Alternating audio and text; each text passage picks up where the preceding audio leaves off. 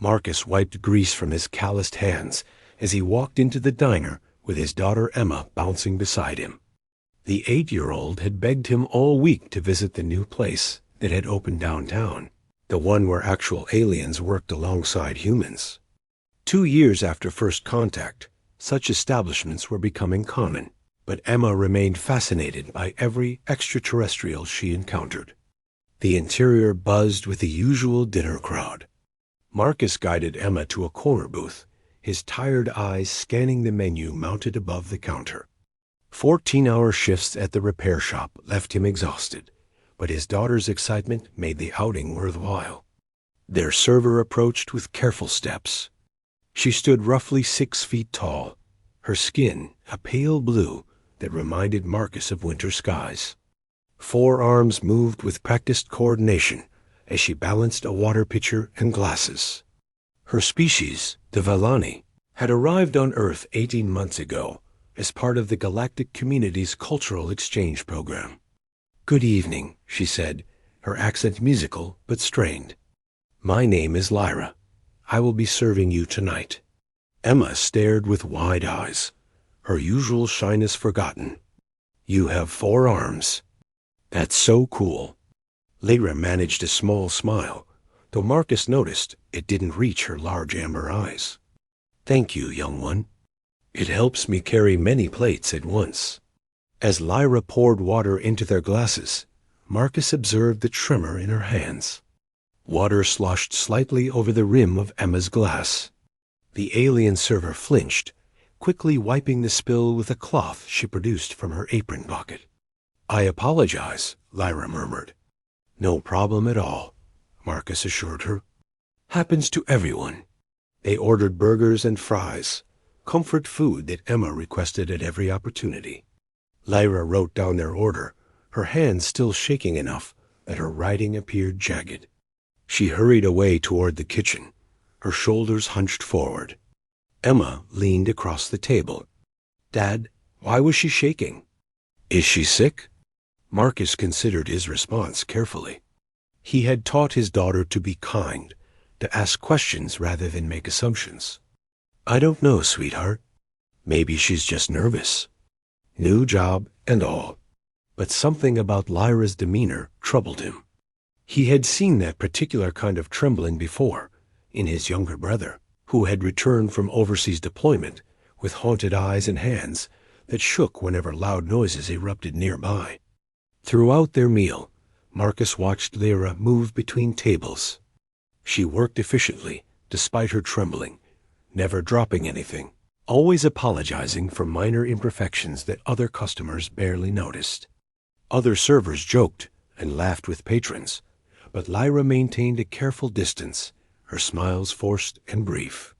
When she returned to refill their drinks, Emma had wandered to the jukebox in the corner, feeding quarters into the machine. Marcus saw his opportunity. "Lyra," he said gently, "can I ask you something? And please, tell me if I'm overstepping." She stiffened slightly, but nodded. "Your hands," he continued. "They tremble quite a bit." "I'm not complaining, not at all. You're doing a great job. I just wondered if you're okay." For a moment, Lyra stood frozen, her pitcher hovering above his glass. Then slowly, she lowered it to the table. Her amber eyes met his, and Marcus saw exhaustion there, bone deep and ancient. "May I sit?" she asked quietly. "Just for a moment." Marcus gestured to the empty seat. Lyra glanced around, verified that her other tables were satisfied, and slid into the booth across from him. Her 4 hands clasped together on the table's surface, all of them shaking. "On my world," she began, her voice barely above a whisper, "I was a pilot. A military pilot. The Valani fought a war that lasted 30 cycles against an invading force. We won, eventually, but the cost was severe." Marcus listened, recognizing the weight in her words. "I flew rescue missions," Lyra continued, "extracting injured soldiers from combat zones, evacuating civilians from besieged cities. I saw things that no one should see. did things that I still dream about every sleep cycle. Her hands trembled harder. She stared at them as if they belonged to someone else. After the war ended, I could not fly anymore. My hands, they shake. The physicians say it is psychological trauma. Post-combat stress, they call it. On Velen, there is shame in such conditions. Warriors are supposed to be strong, unbreakable. When I could no longer perform my duties, I was discharged. My family, they could not understand why I was different, why I could not simply move forward. Marcus felt a familiar ache in his chest. He thought of his brother, of the struggles that followed his return, of the judgments from people who had never faced such trials. I came to Earth for the exchange program, Lara said. I hoped distance would heal me. But the shaking continues. I take medication that helps, but stress makes it worse. Busy dinner shifts, they remind me of emergency situations. My body reacts as if I'm still in danger, still trying to save lives while avoiding weapons fire. She laughed bitterly. Now I carry plates instead of people. I pour water instead of steering through hostile skies. But my hands remember the war. Emma returned to the table, sliding back into her seat. She looked between her father and Lyra, sensing the serious conversation. Marcus reached across the table, not quite touching Lyra, but offering a gesture of connection. There's no shame in what you're experiencing, he said firmly. You served your people. You saved lives. What you're dealing with now, it's not weakness. It's a wound, just like any physical injury. It needs time and treatment to heal. Lyra's eyes glistened. Most humans do not understand.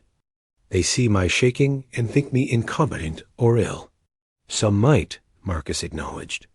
But many of us understand better than you think. Humans have fought plenty of wars. We know what they cost. He paused. My brother came home from combat different than when he left. His hands shook too. Loud noises made him dive for cover. He had nightmares. But he got help, and while he still has hard days, he's doing better now. Emma, with the straightforward honesty of children, spoke up. I think you're really brave. You saved people, and now you're still working even though your hands shake. That takes a lot of courage. Lyra looked at the child, and for the first time that evening, her smile seemed genuine. Thank you, small one. Your words mean more than you know. A bell chimed from the kitchen. Lyra stood, smoothing her apron. I should return to work. Thank you for listening. Most customers do not ask, do not care to know. Marcus pulled out his wallet and placed a generous tip on the table, along with payment for their meal. Lyra, if you need resources, support groups, anything like that, let me know. I can connect you with organizations that help veterans, human and otherwise. My brother found a good therapist through one of them. Lyra picked up the money with shaking hands, her expression softening. I would appreciate that information very much. She wrote down an email address on her order pad, tore off the sheet, and handed it to Marcus. I work most evenings. Perhaps you and your daughter would visit again? It would be good to have friendly faces in the crowd. We'll be back, Marcus promised. Emma nodded enthusiastically. As they left the diner, Emma grabbed her father's hand. Dad, are you going to help her? I'm going to try, Marcus said. Sometimes the best thing we can do is listen and point people toward help. The rest is up to them. That night, after tucking Emma into bed, Marcus sat at his kitchen table with his laptop. He compiled a list of resources, veteran support groups that had expanded to include alien personnel, therapists who specialized in combat trauma regardless of species, and community organizations dedicated to helping former soldiers transition to civilian life. He sent the information to Lyra with a simple message. You flew through fire to save others. Let others help you now. No shame in needing support. That's what communities are for. 3 days later, Marcus returned to the diner with Emma. Lyra served them again, her hands still trembling, but her smile more relaxed. She thanked him quietly for the resources, mentioning that she had reached out to one of the support groups. Over the following weeks, they became regulars. Marcus watched as Lyra gradually opened up, joining in the jokes with other servers, laughing more freely. Her hands still shook, probably always would to some degree, but she carried herself with less shame, more acceptance. One evening, as Marcus and Emma prepared to leave, Lyra stopped by their table with a small package. "For your brother," she said. "Traditional Vellani tea. It helps with sleep and calming the nerves. An old military recipe." Marcus accepted the gift, touched by the gesture. "Thank you, Lyra. This means a lot." She nodded, her 4 hands steadier than that first night. "We take care of each other, yes? Across species, across experiences. That is what makes us stronger than any enemy." Emma hugged Lyra's waist impulsively. The alien server looked surprised, then gently returned the embrace with 2 of her arms. As they walked to their car under the evening stars, Emma looked up at her father. "You made a difference, Dad, just by asking and caring." Marcus squeezed her hand. "Sometimes that's all it takes, kiddo. Seeing someone, really seeing them, and letting them know they're not alone." Above them, ships from a dozen worlds crossed the sky, their lights blinking in patterns that were becoming familiar. Humanity had joined a vast community, bringing their own scars and wisdom to share. In a small diner in an ordinary town, one mechanic and one former pilot had found common ground in Underst.